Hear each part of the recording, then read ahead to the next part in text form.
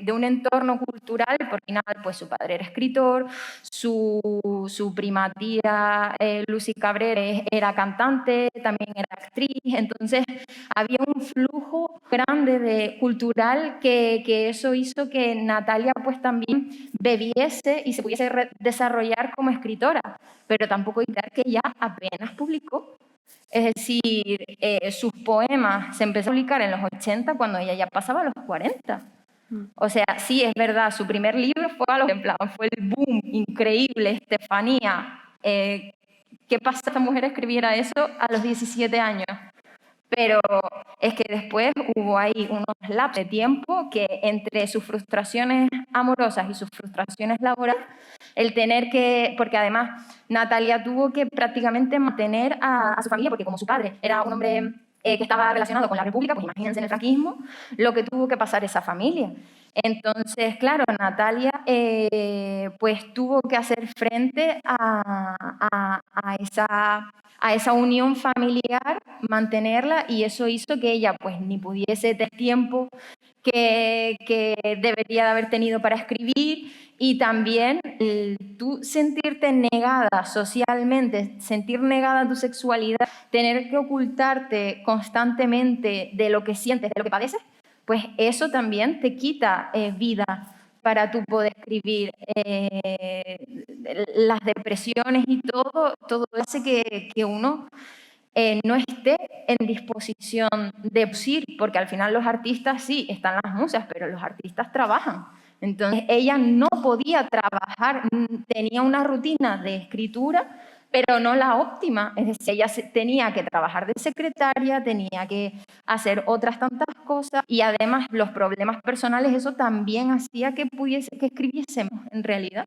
Entonces, pues sí, pues era marginal, que sí, la marginaron, es que la marginaron, sí. No, yo creo que la literatura de Natalia Sosa ayuda mucho a comprender un contexto histórico de opresión de las libertades individuales, de vivir como tú quieres. Y eso es, o sea, el testimonio de ella nos sirve, nos debe servir para ver los avances que hemos tenido y para ver los peligros que podemos correr. Es decir, vivir en un cuerpo que no es aceptado socialmente produce unos dolores personales, unos del propio cuerpo y unas disociaciones. Por ejemplo, hay un poema que me encanta de ella que es Hipocresía, que es donde dice yo no soy, yo no soy. Es decir, yo voy por la calle con una cara y con un gesto y vivo una vida que no es la vida que tengo realmente. Es decir, yo vivo con una hipocresía y esa hipocresía es la que me marca la sociedad. Me obligan. Es decir, no es mi hipocresía, es la hipocresía de ellos la que yo tengo que vivir. Y al final cuestionan la sociedad por la hipócrita, ¿no? Sí. No es su hipocresía, es la hipocresía de los otros, que lo obliga a vivir dentro de ¿cómo decirlo? De una corporalidad que no es la suya realmente. Sí, pero estabas hablando de avances, Geray, y yo estoy pensando, ¿realmente hay avances o todavía tenemos o existen prejuicios a la hora de hablar de la homosexualidad, a la hora de definir un escritor como homosexual? No sé, Geray, pero abro la pregunta para lo que opinan ustedes, porque dijiste hay avances, pero yo no sé si pienso también que hay retroceso. Pregunto. Yo creo que hay muchísimos prejuicios en general en todo. Es decir, vamos a salir un poco de la literatura. ¿Por qué no hay ningún futbolista homosexual? Que es que no existen. Si es un ciudadano de la población o un 30%, no sé el porcentaje cuánto es, ¿por qué no existe? Porque evidentemente decirlo libremente va a llevar unas consecuencias. Primero se va a hablar de eso. Va a ser un tema del que hablar. Si yo soy heterosexual, eso no es un tema del que se va a hablar. Eso es como la normalidad. Entonces, todavía lo otro significa una anormalidad. Y siempre que signifique una anormalidad o algo de lo que se va a hablar, creo que quedan cosas para hacer. No sé qué opinan ellos. Sí, yo iba a comentar que para mí, o sea, yo creo que sigue siendo una cuestión tabú, en tanto en cuanto no lo estamos incorporando en el sistema educativo, que yo creo que es la base del problema. Por miedos de los padres, de los propios centros, no se incorpora literatura queer en general. Y es algo que los adolescentes tendrían que conocer. Y parte de lo que estábamos comentando antes, para la celebración de esta jornada, que no es para que esté nadie que lleve las redes sociales de las letras canarias, pero es verdad que en ninguna publicación aparece explícitamente que Natalia Sosa sea lesbiana. Es como, sí, comentan que vivió el franquismo, comentan que era de izquierda, pero es como que este tema, no se sabe, desconocido. La única entrevista donde aparece es la tuya, Blanca, donde por fin se nombra. Y que además al final es la fuente de su mayor dolor. Exacto. Es decir, Natalia era triste. Pobrecita, era triste porque era triste, porque uno nace triste y ya está. No, ¿por qué era triste?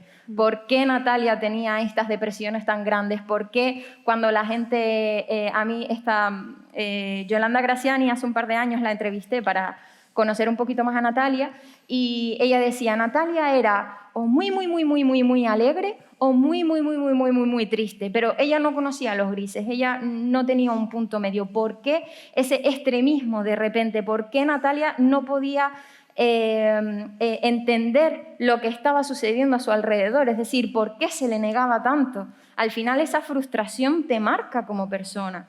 Y creo que es fundamental lo que tú estás comentando sobre incluir la literatura queer. ¿Lo quieren etiquetar como queer? Sí, no, da igual. Lo importante es que una niña o un niño en el instituto que de repente lea a Natalia, se sienta identificada con su dolor y ese dolor se mitigue y ese adolescente pueda entender un poquito más sus problemas. Y ya no solamente adolescentes, digo adolescentes porque la sala está llena de ellos y es también fundamental porque al final son las futuras generaciones, lo que hablábamos antes, ¿no? Pero lo importante es que la gente se conecte con los artistas. Los artistas están para mitigar dolores, para generar catarsis, para ayudar a entender a otras personas lo que les está sucediendo en ese momento. Y si Natalia consigue eso con las personas, su vida, todo su dolor, en parte habrá estado justificado de alguna manera. Es decir, habrá servido para algo. En algún artículo que leí, que no sé si también era escrito por Blanca, comentaban la relación o las similitudes que tiene con Gloria Fuertes. Por ejemplo, yo para barrer, para mi terreno, que es la música, cuando leí a Natalia por primera vez, lo que vi fue Chabela Vargas. Chabela Vargas no admitió su homosexualidad públicamente hasta que tuvo 80 años y tuvo una relación supuestamente con Frida Kahlo y demás. O sea, era muy conocido, pero a día de hoy no se habla de Chabela Vargas como una persona homosexual. Es Chabela, y hasta veces que cuando te metes dentro de la obra de las autoras, ves que ese suceso o esa circunstancia recorre toda la obra. Y si es un motivo de peso, ¿por qué hablarlo? Esa es la pregunta. No tiene por qué ser activismo queer en sí. Si es un motivo que atraviesa toda la obra, ¿por qué no se está hablando más? Bueno, hacer activismo queer es hacer literatura, es intentar cambiar el mundo, es intentar resaltar la diversidad. Te puedes identificar o no con esa lectura, pero te ayuda a conocer mejor el mundo en el que vivimos y las pluridentidades que la habitan. Estaba pensando en lo que dijiste, esa relación de Natalia Sosa con Gloria Fuertes, y es verdad que hay un par de poemas que tienen ellas que son similares. No sé si recuerdan ese poema en que Natalia critica a la sociedad porque la llama loca. Y dice, si loca me creéis, me da igual, ya no temo el juicio de ustedes. Si loca me creéis, quedaros ustedes con vuestra cordura, que yo soy muy feliz con mi locura. De alguna forma hay un cambio, ¿no? Y me recuerda también a un poema de Gloria Fer, que también se titula Cabra Loca, en la que soy una cabra loca que he decidido vivir sin compañía de cabrito. Y loca me creen porque no vivo en el reino acompañada de un hombre, ¿no? Y sí hay esas similitudes. Y también no sé si a veces la sociedad tiende a catalogar de locura aquellos comportamientos que se salen de la normalidad. Claro. No sé. Es un poco para llevarlos a maldad, ¿no? Ahora que estabas diciendo eso, pensé en algo que se está hablando mucho además bueno, sale un poco de vez en cuando, ¿no?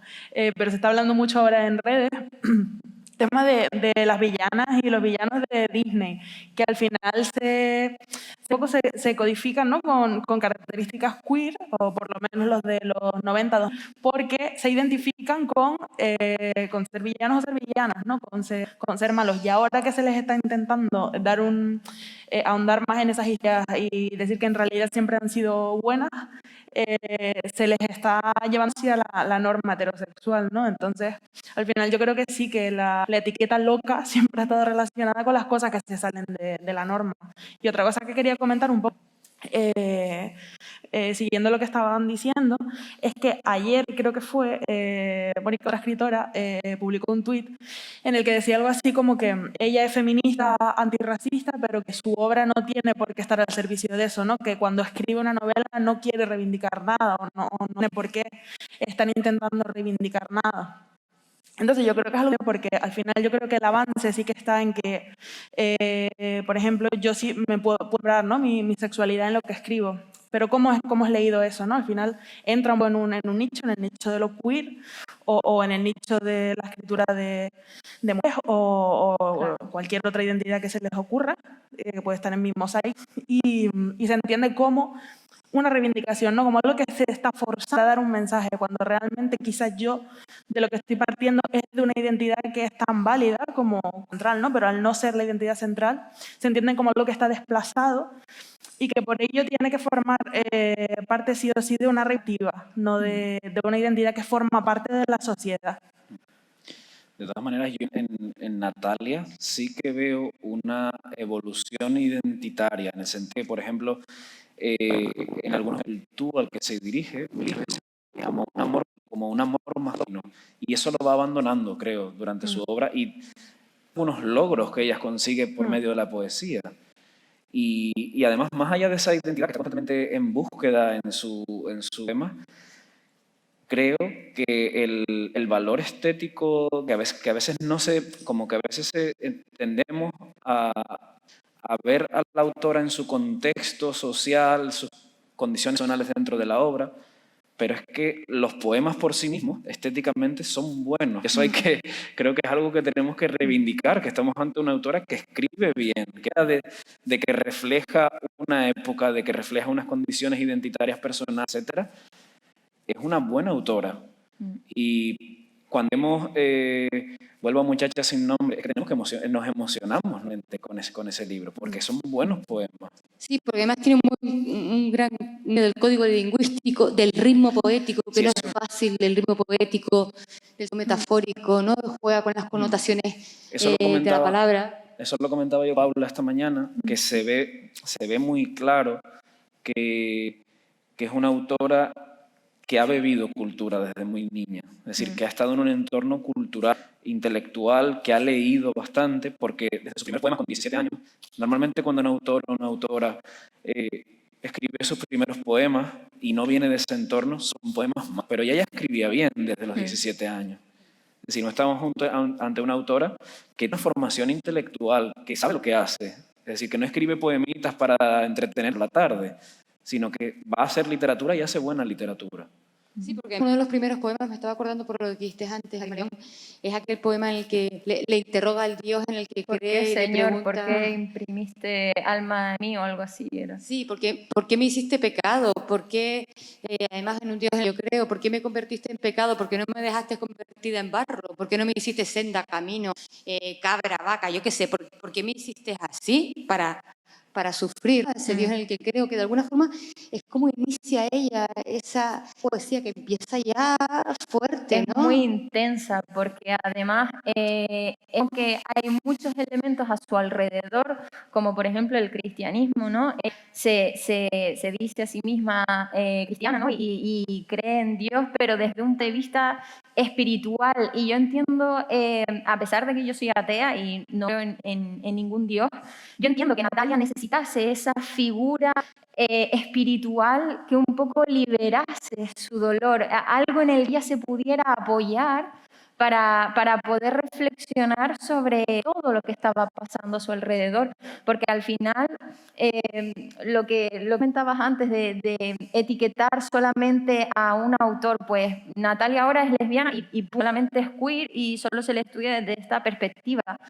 Pero Natalia tiene tantas aristas y es tan compleja como persona y como autora también. Es decir, ella era animalista, es decir, ella tiene infinidad de poemas relacionados con sus mascotas. Ella amaba, hoy en el monólogo que vamos a trabajar esta tarde, pues dice, eran mis amigos los perros vagabundos, es decir, ella amaba a los animales, era casi ecologista también, si se pudiese entender, no sé si ella tenía ese concepto tan definido, pero un poco escribía hacia esa línea, ¿no? Era periodista también, aunque no tuviese su título, ella hacía las veces de periodista y hacía crítica de arte, o sea, gracias a ella podemos conocer a muchísimos pintores de su época, que están hoy en día desconocidos y seguramente no sé mucha noción de ellos.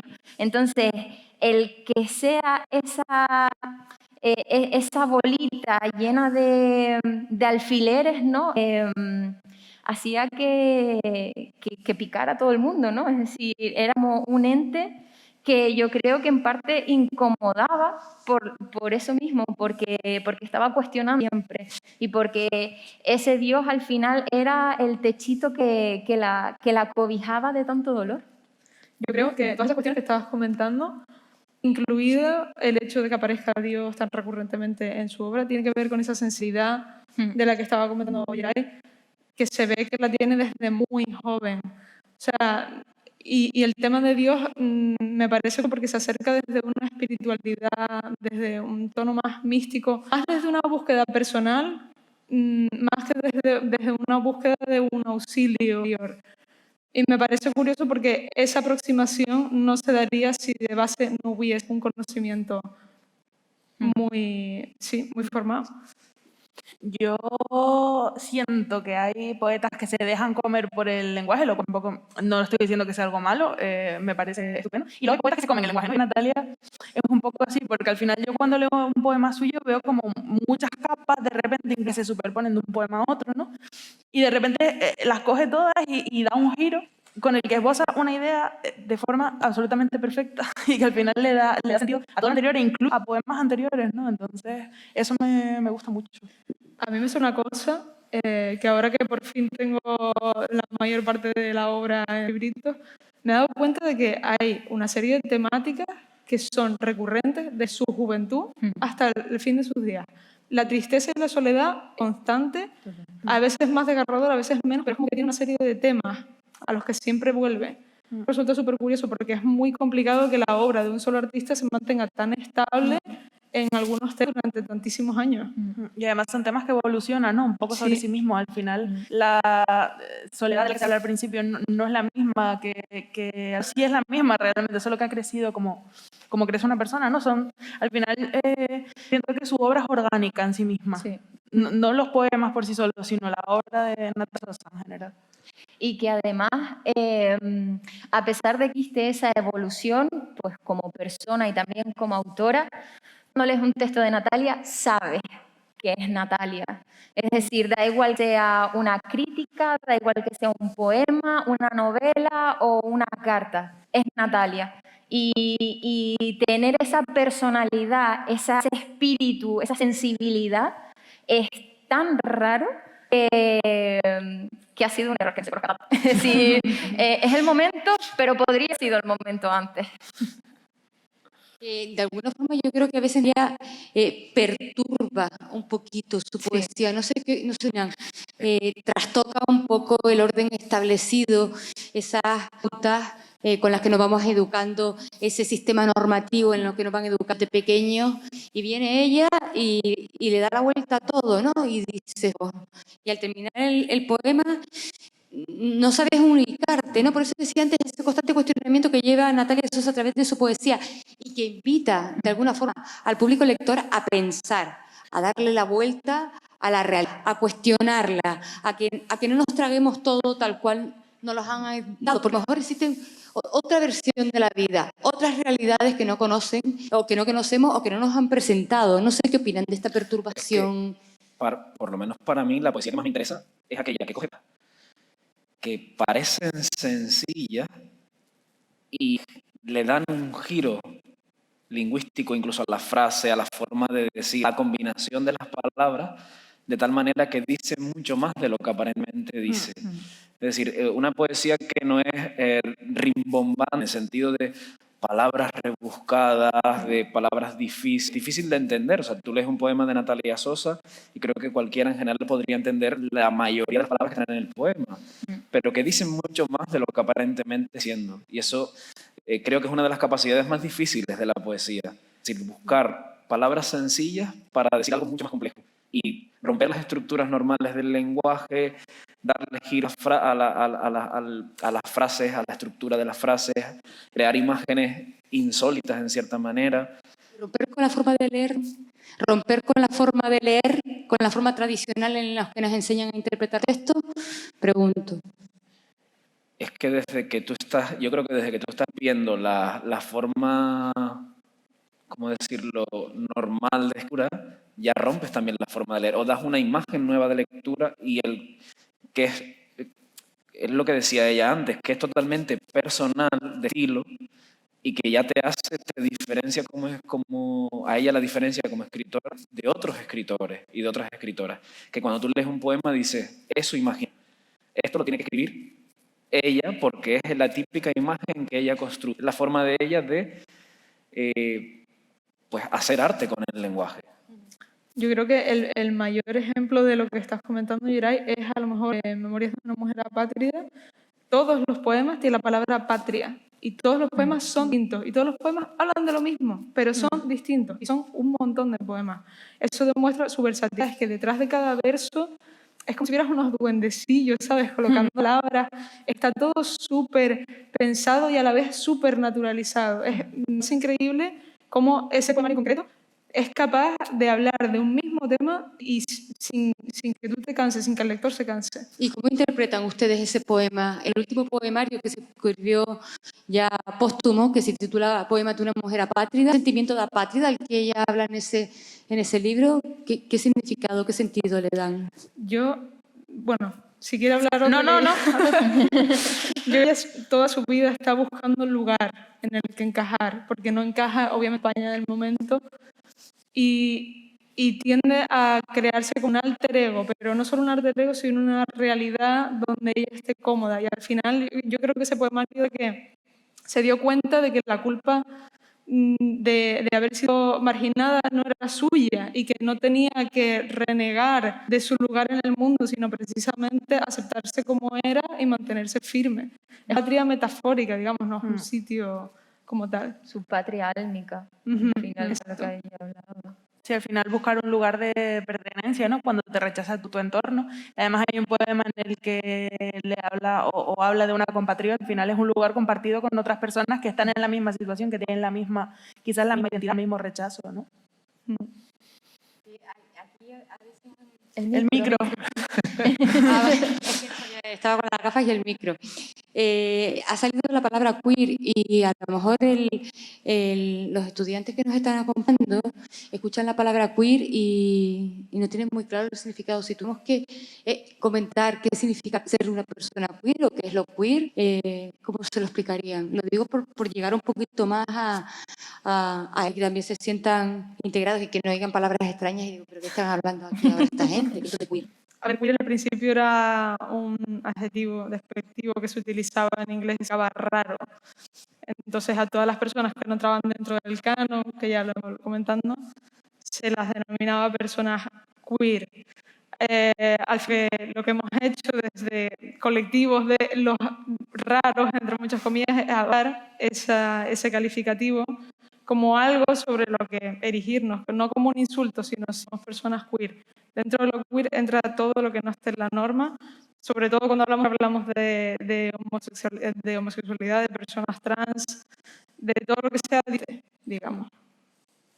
A veces yo utilizo este término dirigirse a alguien despectivamente cuando ustedes dicen, ah, este es un friki. Muchas veces cuando ustedes utilizan la palabra friki es porque están hablando de alguien que es diferente, que se sale de la norma, que no va con un sistema, que no va en la línea de todos los demás. Y normalmente friki se utiliza como insulto. Yo me reivindico al friki y digo, el friquismo es algo positivo. Viva el friquismo, ¿no? Porque de alguna forma supone no ir a contracorriente, sino que tienes la personalidad, por lo menos de intentar ser tú mismo y ofrecer una identidad alternativa independientemente de lo que digan los demás. No sé qué opinan de cara. Es un poco lo mismo que decíamos antes de la etiqueta de loco, que al final todo lo que no cabe en la norma entra ahí, pues con friki pasa lo mismo en realidad. Pues loca actual. Loca abarca más cosas. Yo creo que para las mujeres en concreto también se usa histérica. La palabra histérica. Es un poco lo mismo. Friki, histérica, loca. El friki es un ya. La loca es para nosotras, nada más. Exacto.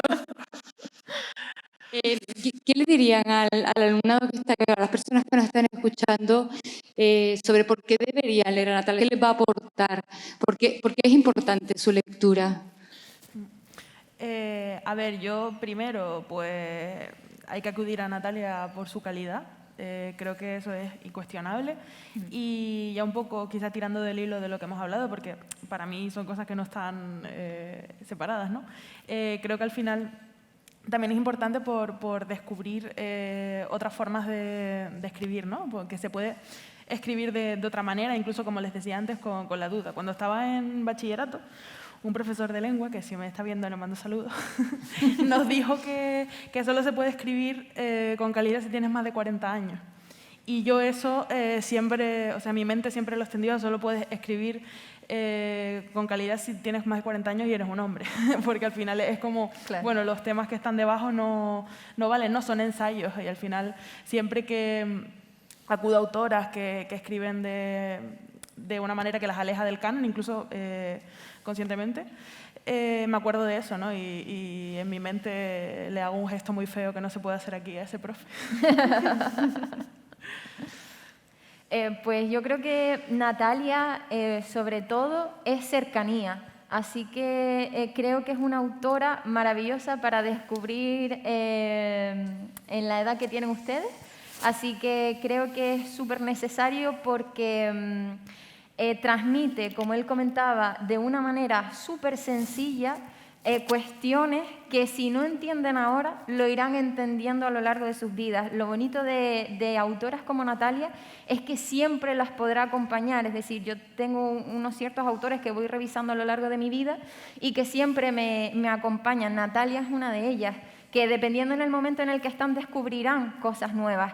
Y si a lo mejor la poesía no les llama o la novela les parece algo como demasiado aburrido, váyanse a sus cartas, por ejemplo. Ella tiene unas cartas a Pinito del Oro, la trapecista, unas cartas de las que yo me enamoré, y así comenzó pues el proyecto de la película y toda esta aventura.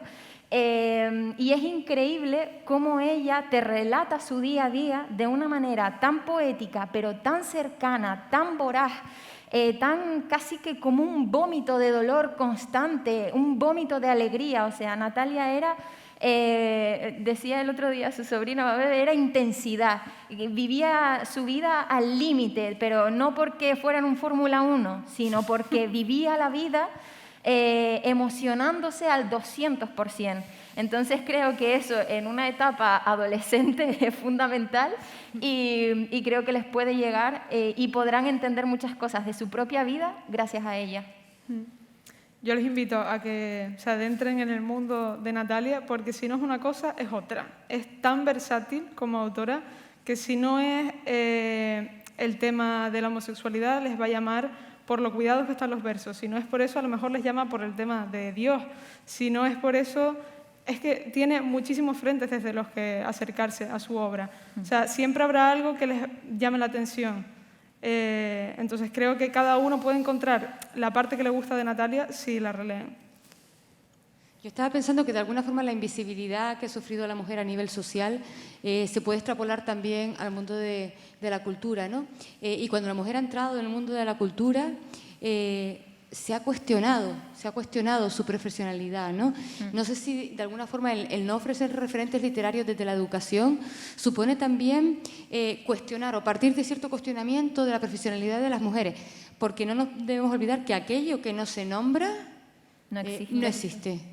Y pasamos a veces por el sistema educativo sin darle esa visibilidad a las mujeres, con lo cual creo que hay una parte del alumnado que no se siente identificado. Vale, yo me puedo identificar con lo que escribe un escritor, perfectamente, pero también creo que hay aristas de la realidad en las que puede indagar una escritora que me estoy perdiendo, sea hombre o sea mujer, me da igual. No sé qué opinan de...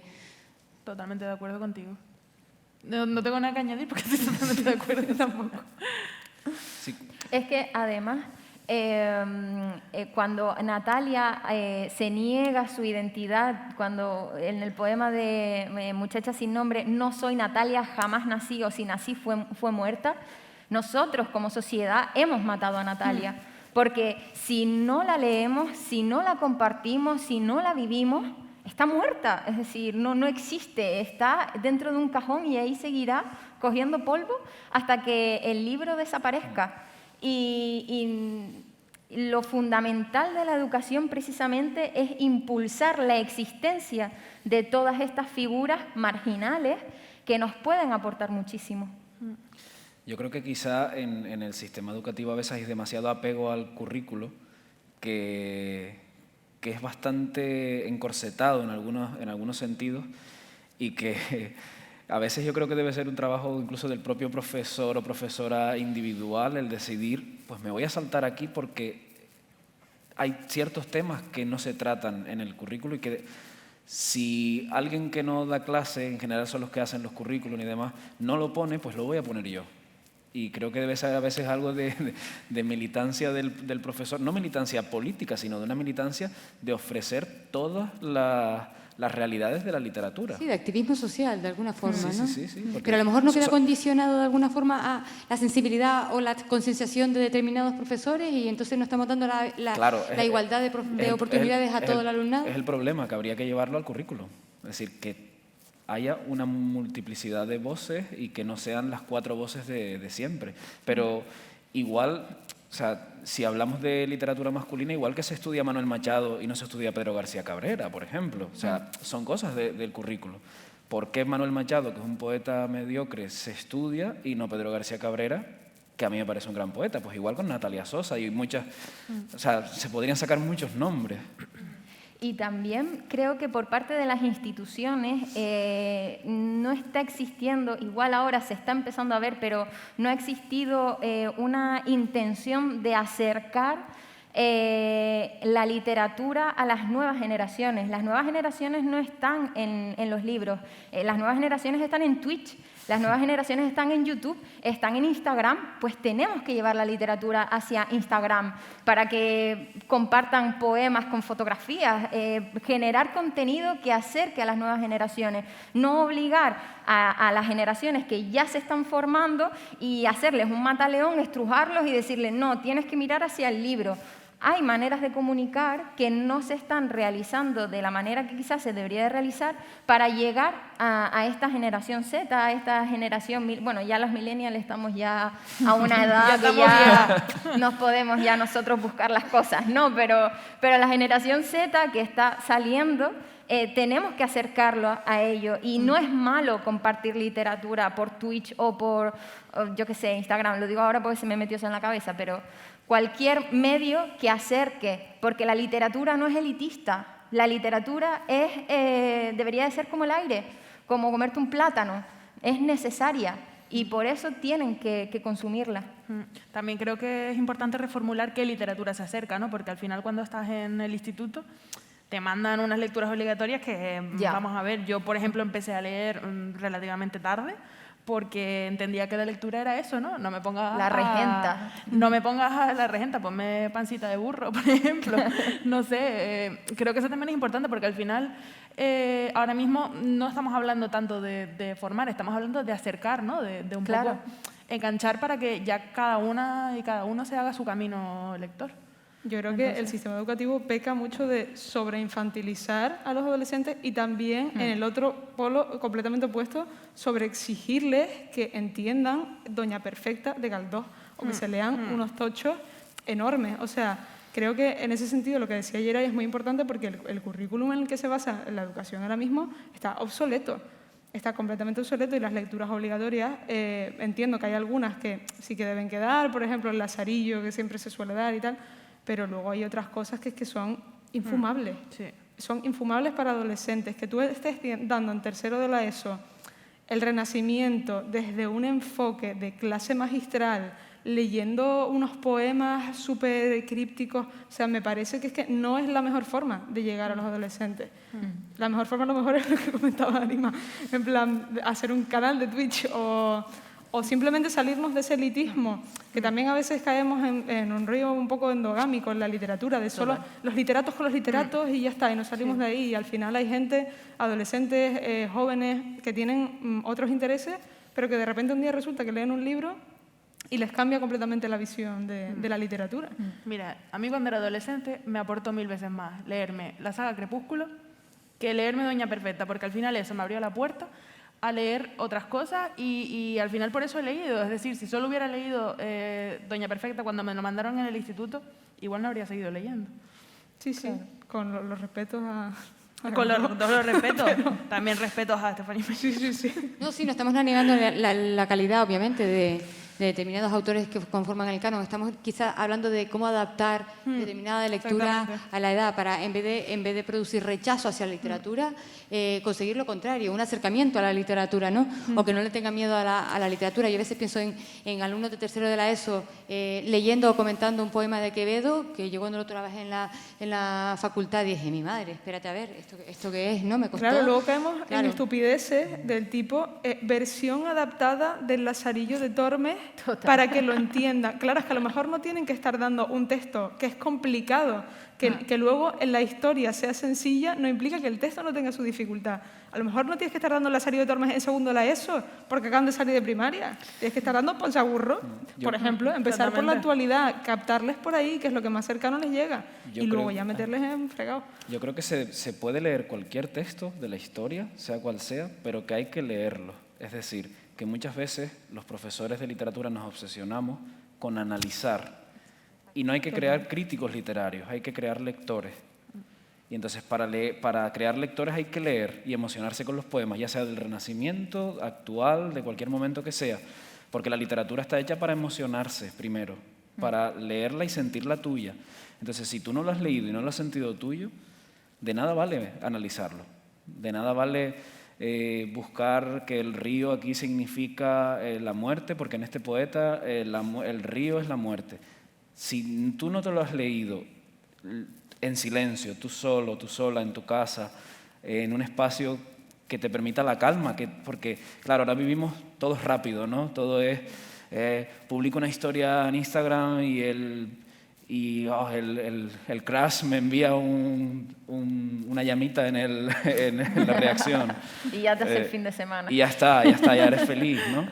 Claro, la poesía es un lenguaje que exige calma, que creo que nos hemos olvidado de mirar el mundo con calma y con paciencia y de detenernos un poco y reflexionar. O sea, toda la gente quiere opinar todo el tiempo sin saber nada, sin leer nada, sin realmente informarse de nada. Y entonces, primero tienen que leer y ya después ya la literatura les gustará por sí misma, creo yo. Y para entender la literatura tienes que entender la vida de los autores. Claro. Por eso hablábamos de la importancia de las vivencias de Natalia para entender su literatura. Si ustedes conocieran la historia de Natalia, o igual que si conocieran la historia de Shakespeare o la historia de Quevedo, ustedes no sentirían un canto gregoriano y de repente un señor con una pluma ahí escribiendo. No, los escritores, los autores, los artistas crean a partir de emociones, de cosas vivas, de situaciones que lo llevan a un extremo o a otro. Y son cosas apasionantes porque es vida. No es un papel inerte que está ahí, no. Eso surge de algo que está vivo. Entonces, esa pasión es la que creo que hay que aprender a transmitir para poder generar lectores. Porque si al final les estás diciendo, no, es que mira aquí Natalia cuando dice no soy Natalia es un existencialismo del flu, flu, flu. No, es decir, lo estaba pasando fatal, igual que a lo mejor lo estás pasando mal tú.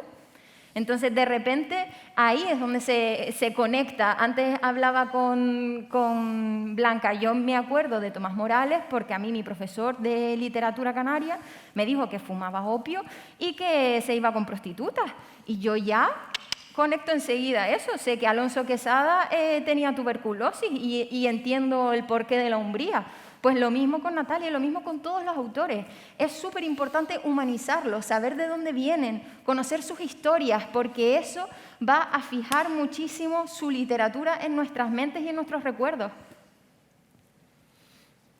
Totalmente. Yo creo que al final el tema de, además de explicitar cuál fue la vida, cuál fueron las condiciones, un poco la identidad de quien escribe, creo que es importante de cara también a leer mejor y más objetivamente. Al final yo creo que la objetividad no está en intentar que todo sea aséptico y esté deshumanizado y que esto no tiene ninguna carga detrás, sino explicitar las cargas, ¿no? Y explicitar un poco quién es, quién hizo esto. Yo creo que así leemos mejor. Yo cuando llegué aquí y sabía que iba a haber público adolescente, pensé, mi madre, ellos vendrán diciendo, ahora vamos a un rollo de esto, de que nos van a hablar de poesía. Tenía curiosidad por saber, obviamente por las circunstancias no podemos intercambiar impresiones y los comentarios de ustedes, ¿no? Pero intenté pensar, tenemos que enfocar esto para que de alguna forma les llegue a ellos y aportar nuestro granito de arena, quizá con esta charla, para que vean o comiencen a ver la literatura y también la poesía, que tiene muy mala fama, todo se ha dicho de paso, ¿vale? De otra manera, ¿no? Descubrir, en este caso, a Natalia Sosa y la poesía, y no sé si habremos conseguido cambiarles un poco esa percepción de la poesía. No sé, ¿ustedes qué opinan?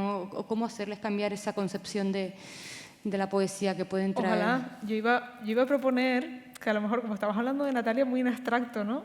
A lo mejor leer algún poema. Sí, yo iba a proponerlo ahora para finalizar el acto sí. que cada uno de ustedes eligieran a lo mejor un poema y leerlo de Natalia Sosa.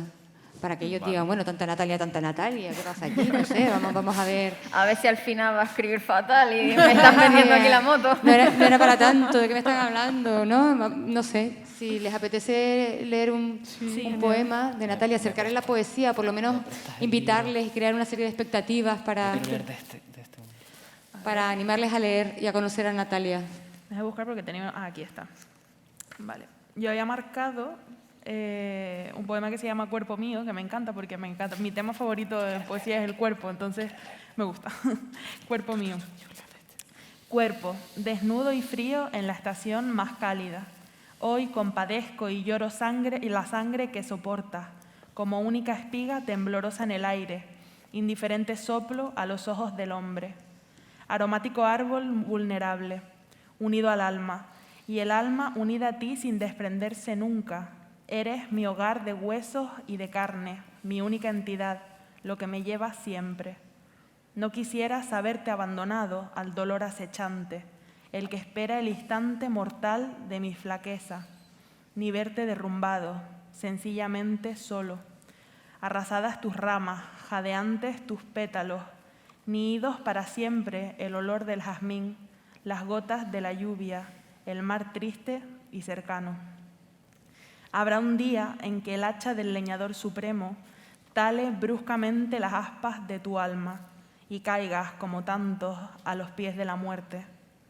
Pero ha de ser cantado, cuerpo mío, que tus hojas entonen dulces silbos al viento, firme tronco que hoy sufres frente al sol, y que vengan las aves a beber de tu boca.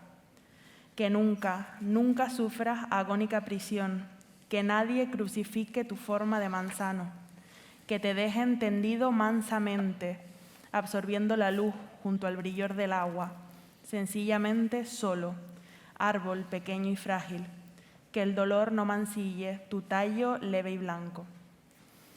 Es un buen poema, un buen poema. Muy bueno. Un gran poema de Natalia. A lo mejor ustedes lo escuchan aquí y es verdad que no es lo mismo leer la poesía de manera en voz alta que hacer una lectura silenciosa. Estamos haciendo un acercamiento con la intención de invitarles luego a ustedes a leerlo en voz baja y a reflexionar, porque a cada uno de ustedes les puede sugerir una interpretación distinta y llegar y hacerles sentir sensaciones distintas, ¿no? ¿Vale? Yo les voy a leer uno que para mí fue como el impulso, de hecho es el que le pone al comienzo de desarrollar el proyecto de la película, el título era Tal vez no has existido, que es el título de este poema, porque ayuda a entender un poco esa idea de si no hablamos de ella, si no la leemos, pues no existe, tal vez no ha existido. Hoy te recuerdo triste, como si no existieras, y tal vez eres sombra vagabunda y perdida, o un jirón horrible de mi melancolía. Tal vez no has existido, quizás fuera tu paso el eco de algún sueño, soñado a última hora de mi tenaz nostalgia. Tan pronto te has cansado y era tan leve el peso. Estarás en la tarde pensando en mi tristeza y me verás desnuda, solitaria, terrible, y acaso sientas miedo de ir conmigo tan lejos. Te aterrarán mis ojos abiertos en la noche, rebosantes de fuego y embriagados de vino. Si supieras qué hondo el cansancio que tengo y cómo veo tu hombro blanco árbol de trigo. Si vieras que soy ruda porque solo soy tierna y tengo tanto miedo a morir de ternura como si no existieras y sin embargo existes. Dime, ¿en ala de qué ave presurosa y riente o en ala de qué viento regresarás un día? Además, me encanta porque hay un montón de elementos que se repiten en las cartas, sobre todo a Pinito del Oro, que Natalia pues tuvo un amor súper intenso hacia ella. El tema del hombro, de hecho, se repite también en Mi patria en tu hombro, el poema de tal. También el concepto del mar, el concepto pues de abandonada, de vagabunda, ¿no?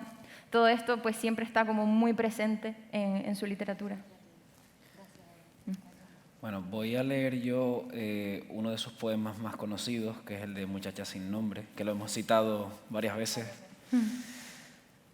No me llamo Natalia, jamás nací, o si nací, fue muerta. El sol extendía sus primeros rayos por una madrugada fatídica de marzo, mas no era yo la que su luz bebía. Yo no existí jamás, a lo sumo fui venas, manos, sangre, un corazón pequeño y precintado, pero no fui jamás destinada a ser alguien. Mi nombre, yo, Natalia, estará inscrito en un papel cualquiera, en labios que no saben lo que hablan, en tardes remotísimas y ausentes, acaso, en el tiernísimo corazón de alguien. Mas yo no soy yo, no soy Natalia. Durísimo ese poema, es bestial, desgarrador. Sí. Yo voy a leer uno que me hizo llorar la primera vez que lo leí, ahora ya no voy a llorar. Se titula No estar. No estar es la palabra radical que conozco, los primeros signos que aprendí siendo niña en todos los contornos y en las esquinas todas. No estar aquí, no estar en ningún sitio, sumida en un vaivén de olas inestables, de una orilla a otra orilla, de unos labios a otros labios que sin saber aprendieron mi nombre de memoria. Si llego tarde a todas partes. Cuando amo tarde y sin sentido. No puedo estar, no soy de un fin total y definido. Si pienso, son mis pensamientos como el viento que hace cantar las hojas o degüella el tejado de las plantas. Y nunca me he conocido, nunca me he sabido presa y fundida de una misma cosa. Cuanto he tenido ha sido como robado al destino con sigilo, como si alguien por compasión me diera una oportunidad de solo no morirme. Pero no estoy, no soy, a nadie pertenezco. No estar es la palabra que conozco, no estar conmigo. Muy bueno, Paula. Es la misma línea que el de No soy Natalia. Sí, No La soy Natalia. negación del yo constante. Intensidad, Natalia, intensidad. Súper intenso. Bueno, yo quería agradecer la participación de ustedes en esta mesa redonda, sus aportaciones, sus comentarios, sus lecturas. También quería agradecer al Gobierno de Canarias la organización de este evento, de esta mesa redonda, y también la presencia del alumnado aquí.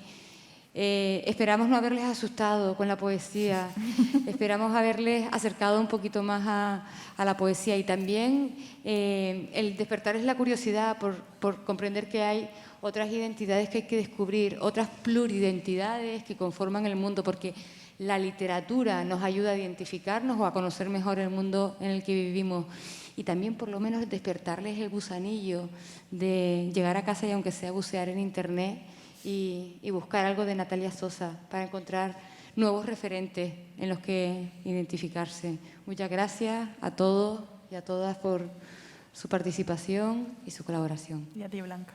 Muchas gracias.